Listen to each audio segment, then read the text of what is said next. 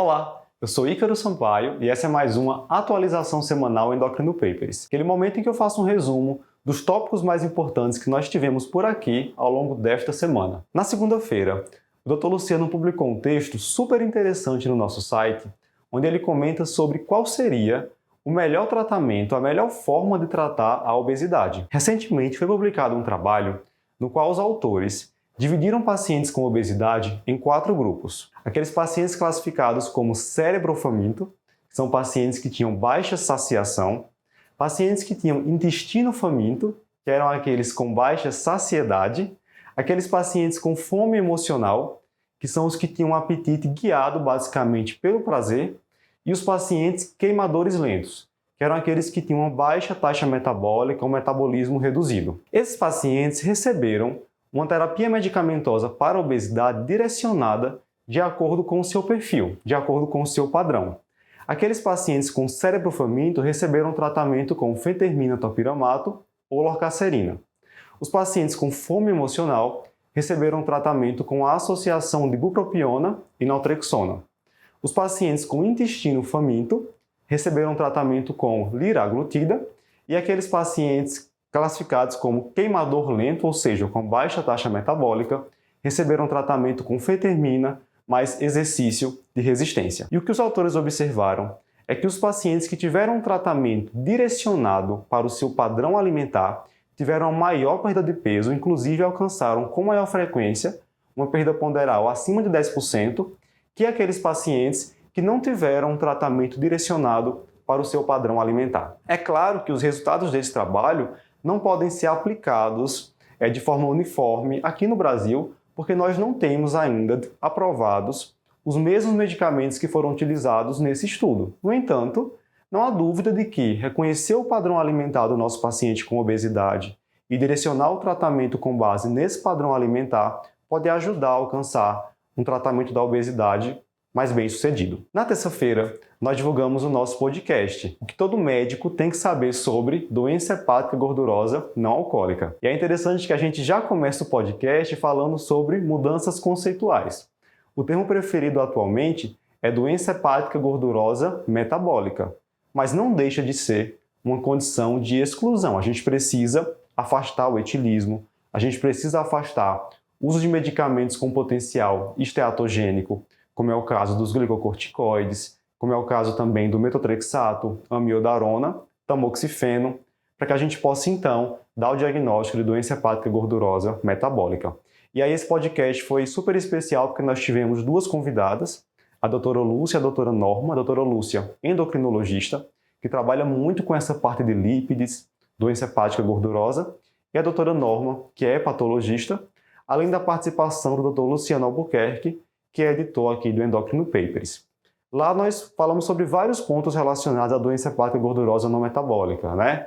Como avaliar os achados ultrassonográficos, correlacionando com exames laboratoriais dos pacientes, quando é que a gente vai indicar a realização de elastografia, quando é que a gente vai indicar a realização de biópsia hepática, que acaba sendo reservada para aqueles pacientes que têm dúvida diagnóstica ou ainda nos casos em que os testes não invasivos foram inconclusivos. Bem, a gente acaba comentando isso com mais detalhes lá no podcast. E, claro, falamos também sobre tratamento da doença hepática gordurosa metabólica, com mudanças de estilo de vida e também com medicamentos, quando fazer pioglitazona, quando fazer vitamina E, por exemplo. Ainda na terça-feira, eu publiquei um texto no site comentando sobre as recomendações para o uso de metformina em gestantes com diabetes mellitus gestacional ou diabetes pré-existente.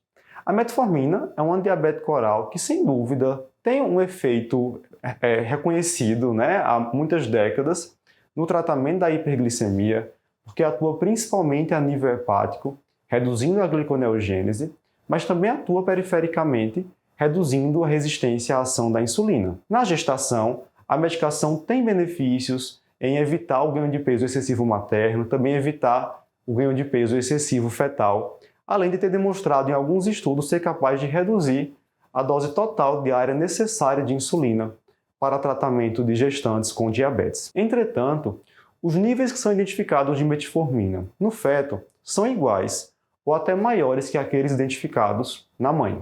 E por isso surgem preocupações de segurança. Alguns estudos demonstraram, por exemplo, que filhos de mães que utilizaram metformina durante a gestação apresentaram um IMC maior durante a infância. Bem, baseado nisso tudo, nesses dados, quais são as recomendações atuais finalmente? As diretrizes mais recentes da Sociedade Brasileira de Diabetes recomendam que a terapia inicial do diabetes gestacional ou do diabetes pré-existente seja feita com insulina. A metformina ela vai ser reservada para aqueles casos em que não há possibilidade de iniciar a terapia com insulina, ou então para aquelas gestantes que estão necessitando de doses altas de insulina, aí, maiores que 2 unidades por quilo por dia, mantendo um controle glicêmico insatisfatório, ou ainda nos casos de ganho de peso excessivo, fetal ou materno. O último guideline da American Diabetes Association, por sua vez, deixa claro que a insulina é terapia de escolha, deixa claro também que a metformina não deve ser usada como tratamento de primeira linha. Então a gente observa que as diretrizes da Sociedade Brasileira de Diabetes acabam nos trazendo de forma mais clara os momentos em que a gente deve associar a terapia com insulina para mulheres com diabetes gestacional ou diabetes pré-existente. Na quinta-feira, foi a vez do Dr. Eric Trovão publicar um texto respondendo a seguinte pergunta: meu paciente parou de usar o denosumab. E agora?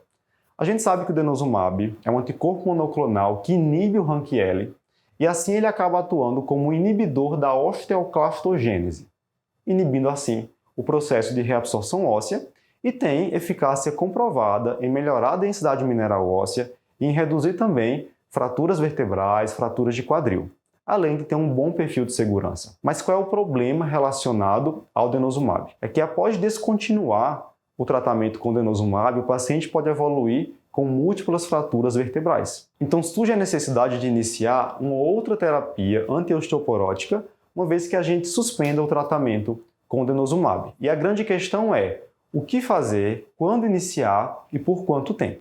Vamos lá. A medicação de escolha para ser iniciada após o denosumab geralmente é um bisfosfonato. A gente sabe que o bisfosfonato ele tem uma ação residual e poderá ser suspenso posteriormente. A gente vai dividir os pacientes com base no tempo em que eles utilizaram o denosumab. Aqueles pacientes que usaram o denosumab por até 2 anos e meio, uma vez que suspendam a medicação, devem iniciar um bisfosfonato oral após 6 meses. E essa medicação vai ser mantida por 1 a 2 anos ou ainda por mais tempo naqueles pacientes que apresentam alto risco de fraturas. Agora, se o paciente fez uso do denosumab por mais que 2 anos e meio, a gente vai fazer uma dose de zolendronato 6 meses após a última dose do denosumab. Lembrando que o início do bisfosfonato, seja ele oral ou venoso, será sempre 6 meses após a última dose do denosumab. Bem, para esse paciente que vai fazer o zolendronato, a gente deve fazer uma dose e fazer então o segmento com CTX, indicando novas doses da medicação naqueles que persistem com níveis de CTX persistentemente elevados. Isso com certeza vai responder uma dúvida que nós já tivemos muitas vezes no consultório ao interromper um tratamento com denosumab. Espero que você tenha gostado desse resumo semanal. Nos vemos na próxima semana. Até mais!